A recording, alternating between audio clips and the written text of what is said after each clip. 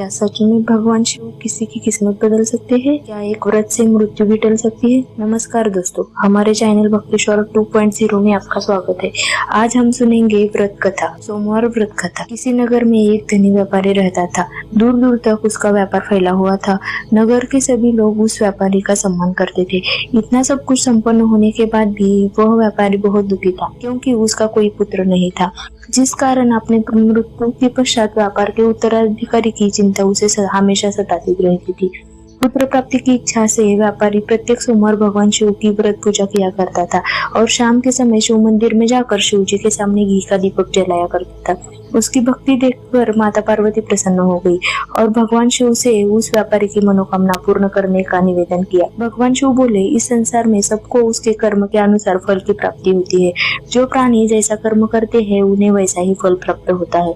शिव जी द्वारा समझाने के बावजूद माता पार्वती नहीं मानी और उस व्यापारी की मनोकामना पूर्ति हेतु वो शिव जी से बार बार अनुरोध करती रही।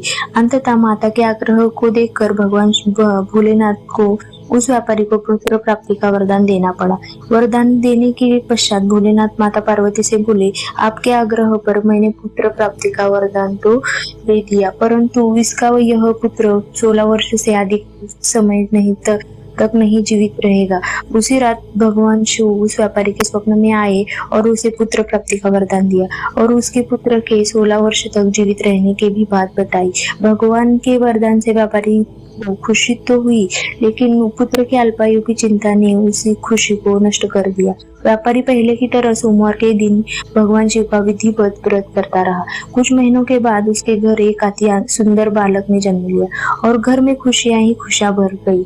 बहुत धूमधाम से पुत्र जन्म का समारोह मना गया, परंतु व्यापारी को पुत्र की अधिक खुशी नहीं हुई, क्योंकि उसे पुत्र के अल्प आयु के रहस्य का पता था। जब पुत्र 12 साल का हुआ तो व्यापारी ने उसके मामा के साथ पढ़ने के लिए वाराणसी भेज दिया गया। लड़का अपने मामा के साथ शिक्षा प्राप्ति हेतु चल दिया। रास्ते में जहाँ भी मामा भांजे विश्राम हेतु रुकते वही यज्ञ करते और ब्राह्मणों को भोजन कराते। लंबी यात्रा के बाद मामा भांजे एक नगर में पहुंचे। उस दिन नगर के राजा की कन्या का विवाह था, जिस कारण पूरे नगर को सजाया गया था।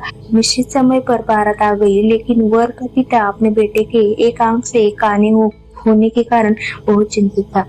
उसे भय था कि इस बात का पता चलने पर कहीं राजा विवाह से इनकार न कर दे, इससे उसकी बदनामी भी होगी। जब वर के पिता ने व्यापारी के पुत्र को देखा था, उसके मस्तिष्क में एक विचार आया। उसने सोचा, क्यों न इस लड़के को दूल्हा बनाकर राजकुमारी से विवाह करा दूं। विवाह के बाद इसको धन देकर विदा कर दूंगा और राजकुमारी को अपने नगर ले जाऊंगा। वर के पिता ने लड़के के मामा से इस संबंध में बात की। मामा ने धन मिलने के लालच में वर के पिता की बात स्वीकार कर ली। लड़के को दूल्हे का वस्त्र पहनाकर राजकुमारी से विवाह कर दिया। राजा ने बहुत सारा धन देकर राजकुमारी को विदा किया। शादी के बाद लड़का जब राजकुमारी के साथ लौट रहा था तो वह सच नहीं छिपा सका और उसने राजकुमारी की ओढ़नी पर लिख दिया, राजकुमारी, तुम्हारा विवाह मेरे साथ हुआ था। मैं तो वाराणसी पढ़ने के लिए जा रहा हूँ और अब मैं तुम्हें जिस नवयुवक की पत्नी बनना पड़ेगा वह कान्हा है। जब राजकुमारी ने अपनी ओढ़नी पर लिखा हुआ पढ़ा तो उसने कान्हे लड़के के साथ जाने से इनकार कर दिया। राजा को जब यह बात पता लगी तो उसने राजकुमारी को महल में ही रख लिया।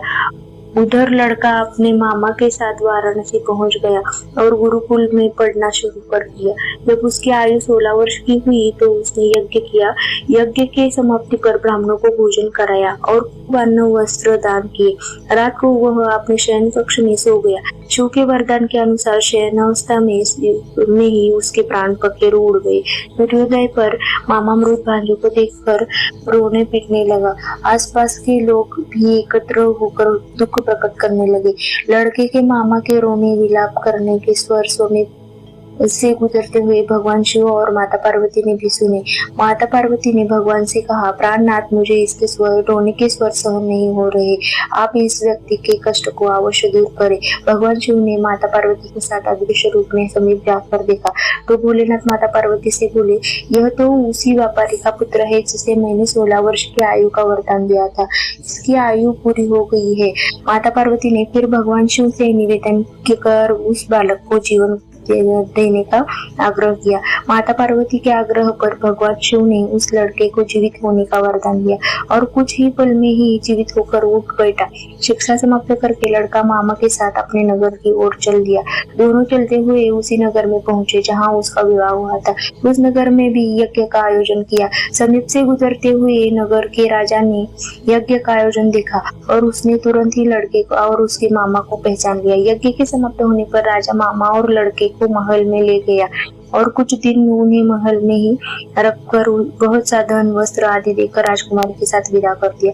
इधर भूखे प्यासे रहकर व्यापारी और उसकी पत्नी बेटे की प्रतीक्षा कर रहे थे। उन्होंने प्रतिज्ञा कर रखी थी कि यदि उन्हें अपने बेटे की मृत्यु का समाचार मिला तो दोनों अपने प्राण त्याग देंगे। परंतु जैसे ही उन्होंने बेटे की जीवित वापस लौटने का समाचार सुना तो वह बहुत प्रसन्न हुए। वह अपनी पत्नी और मित्रों के साथ नगर के द्वार पर पहुंचे। अपने बेटे के विवाह का समाचार सुनकर पुत्रवधू राजकुमारी को देखकर उसकी खुशी का ठिकाना न रहा। उसी रात भगवान शिव ने व्यापारी के स्वप्न में आकर कहा, हे श्रेष्ठी, मैंने तेरे सोमवार का व्रत करने और व्रत कथा सुनने से प्रसन्न होकर तेरे पुत्र की लंबी आयु प्रदान की है।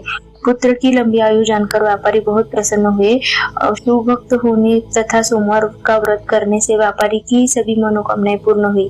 इसी प्रकार जो भक्त सोमवार का विधिवत व्रत करते हैं और व्रत कथा सुनते हैं उनकी सभी इच्छाएं पूरी होती है। अगर आप भी सच्चे भक्त हैं तो वीडियो को लाइक करें, शेयर करें और ऐसे ही भक्ति वीडियो के लिए भक्ति शॉर्ट 2.0 को जरूर सब्सक्राइब करें। हर हर महादेव।